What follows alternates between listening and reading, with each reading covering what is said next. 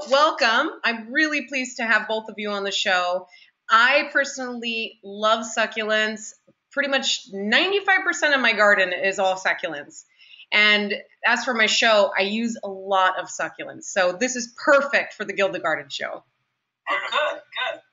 All right. So succulents are huge here in Southern California because of our dry weather, and they're gorgeous. But are they as popular elsewhere? And do you think the interest in them will ever fade? We're finding right now that succulents are actually, that the interest here still is on the rise, along with air plants. Air plants and succulents are both very, very big, and especially this time of the year, it's great to have these plants inside the house. Succulents remain very, very popular in the Midwest, and as you know, there's so many different uses of them, and we're here with Two Bloom, who does our container gardening classes at the Flower and Garden Show. And we have a few potted up here, but one of the things that I really like that Two has been doing is using them in his outdoor containers in the summer. I don't know if you want to talk about that a little bit. So, the last few years, of course, with the economy, everyone has been striving for sustainability, reusing, reducing, recycling. So one of the things I love to do is, with my clients, with my own home, is using succulents in exterior displays in container gardens, giving them, especially the ones that can handle full sun, just like a huge glass of sun all throughout the season.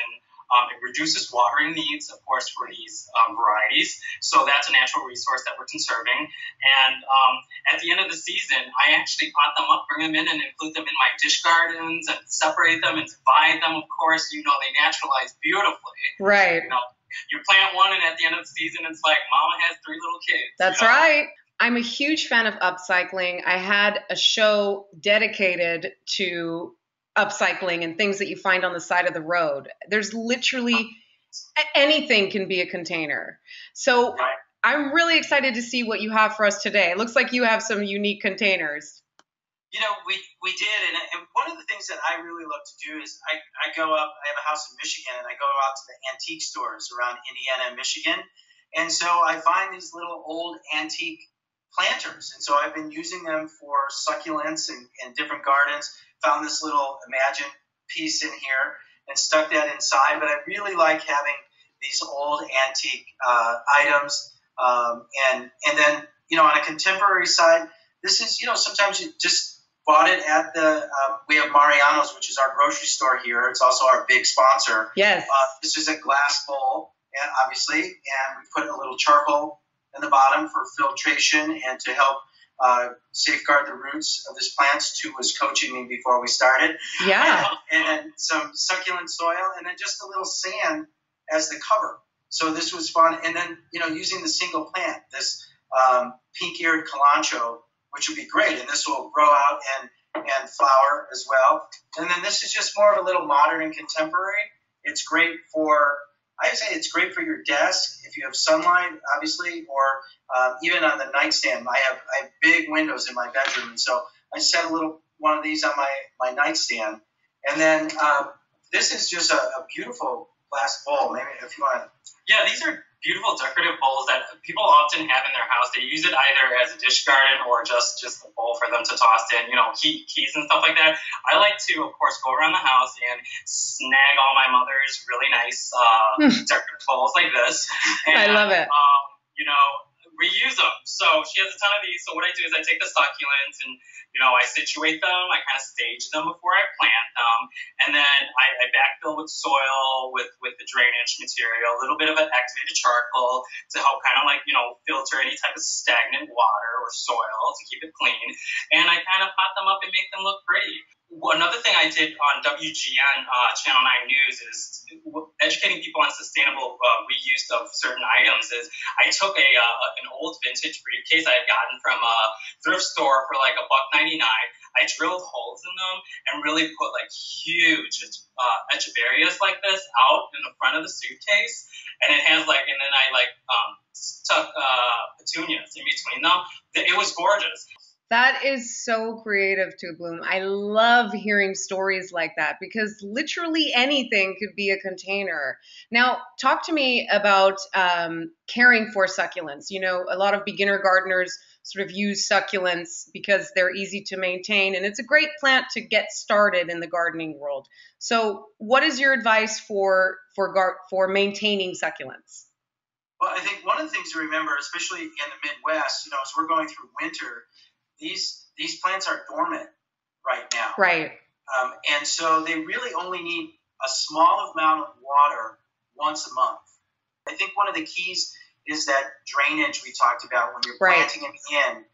Yeah, I think most often the number one biggest mistake people make with succulents is overwatering. And I think once the plant kind of like wilts, our natural instinct is to try to baby them and give them more water because you think they need it. So underwatering, I always tell my clients, especially with succulents, is always better. They may show up, get a little bit wrinkly, but they're still alive. Now, if you overwater and it, like the stalk kind of dampens off and the plant collapses, then they're completely gone. Right. So I always say err on the side of caution and kind of give it a little less water, especially during the winter, than overwater with succulents. So I always say the number one thing to water is water by touch and not by habit. Take your finger, real simple touch test, touch the soil. Succulents like their soil to dry out in between watering and to not be completely just overly moist because it really causes a lot of fungal and decay closer to the stem and the inner core of any design that you do, and it's never bad. It's never good for any type of design. So that's a good tip for beginners if you were to ask me.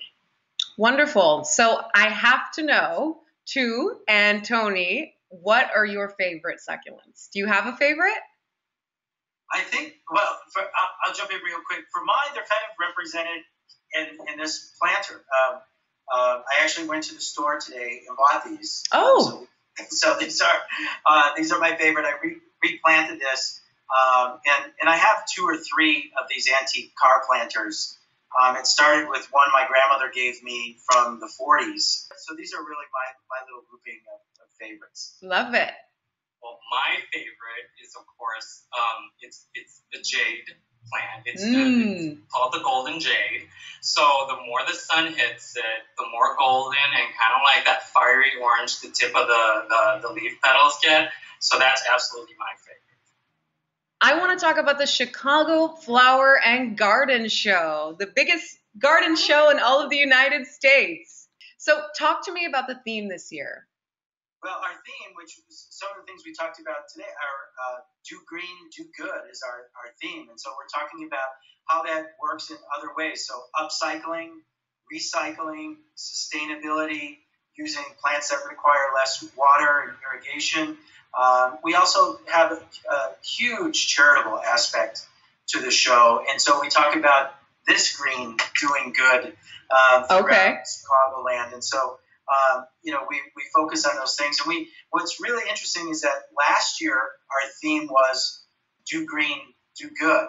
And we felt that there was still more green and more good to be done. Absolutely. So we repurposed that theme for one more year. And so we're really finding some great things with it, and people are really responding to it. Are you still part of Gateway Green, the nonprofit organization? I am. I'm chairman of the board of Chicago Gateway Green. We do all the expressway gardens in and out of Chicago when you come and visit. One of the things that we've been doing is a big overhaul on a couple of the expressway systems and changing out those plants with a lot of natives and more sustainable plants that were thought of years ago when these gardens were created. So it's a great organization. Wonderful. And if anybody is interested in donating to that organization, is there a website they should go to, or? For Gateway Green, they can go to gatewaygreen.com. Perfect. It's very simple, or they can visit it on Facebook. And you can contact our staff there, and we're always more than happy to take donations.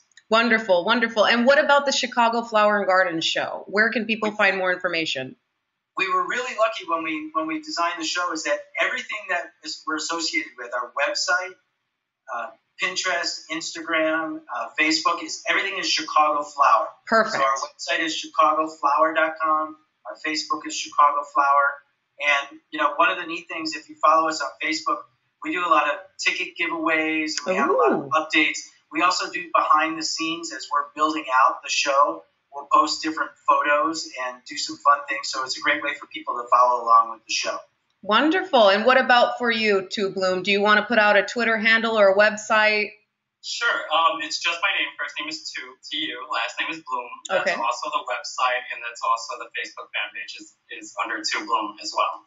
Perfect. I love it. Thank you so much for joining us today. I'm really excited about the Chicago Flower and Garden Show and about getting people in general to start upcycling and do good. One of the things that we do at the show is it's all about education. And so we have these container gardening classes that Tu does every day. We have a gardening live demonstration stage with people from the Chicago Botanic Garden. We have seminars, we have cooking demonstrations, and we have kids' activities teaching kids how to plant seeds and plant plants, and they get to take home their own potted vegetable plant when they leave the show. And it's all about educating people in the next generation of gardener to make a difference in the world. I love that. And, more and more I'm finding whenever I'm out gardening, my neighbors who are young, 7 and 6, and even babies will come by and they're interested in what I'm doing. But I think that's it. And teaching these kids how to, where food comes from. I had one of our partners with the show tell me that they brought their son in and they had done one of our container gardening classes and they brought home a broccoli plant.